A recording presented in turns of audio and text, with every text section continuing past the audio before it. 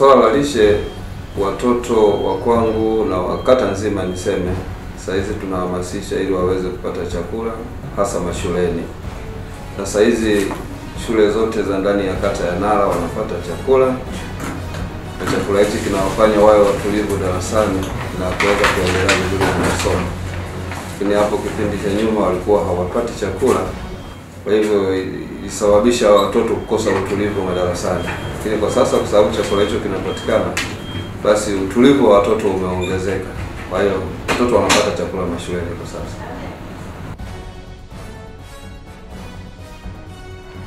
Swala la chakula cha mchana ni agizo kutoka kwa Mheshimiwa Rais mama yetu mpendwa Samia Suluhu Hassan.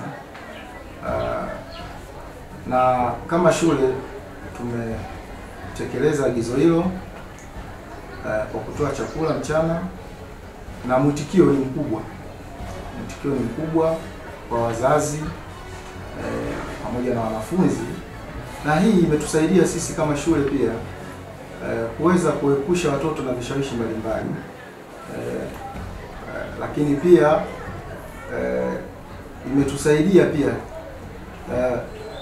kitaaluma, kwa sababu kama unavyojua watoto hapa shuleni kwetu wana masomo ya ziada. Kwa hiyo huwezi kumweka mtoto hapa mpaka jioni bila chochote tumboni.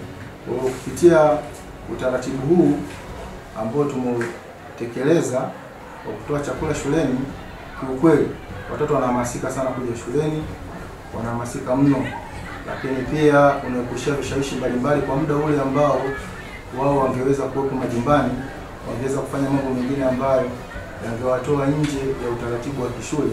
Lakini sasa kwa sababu tuna mpango wa chakula na masomo ya ziada hapa shuleni, kiukweli hata taaluma ya watoto tunaona inaongezeka siku hadi siku, lakini pia mienendo ya wanafunzi tunaona pia si mibaya, hususan kinidhamu, kwa sababu pia sisi walimu tunapata muda mzuri sana wa kukaa na watoto na kuweza kuwasoma mienendo yao. Kwa hiyo zoezi hili kiujumla limetusaidia sana kama shule ya Nala Sekondari, na tunamshukuru mama yetu mpendwa kwa kuliona hili, kwa sababu ni swala la tija katika kuinua taaluma ya wanafunzi mmoja mmoja, lakini pia kwa shule kwa ujumla. Majina naitwa Vanessa Fidel Serikali, ni mwanafunzi wa kidato cha pili. Napenda sana kushukuru serikali ya Jamhuri ya Muungano wa Tanzania ya awamu ya 6 inahamasisha kutoa ya chakula kwa shule kwetu. Hasa shule za sekondari, kwa chakula kwa shule kwetu tunaweza kutoa, kwa sababu kwa mara ya kwanza sana kwa wanafunzi walikuwa wakitoroka sana kipindi cha jioni na kwenda kusoma kipindi cha jioni, kwa sababu walikuwa wakichoka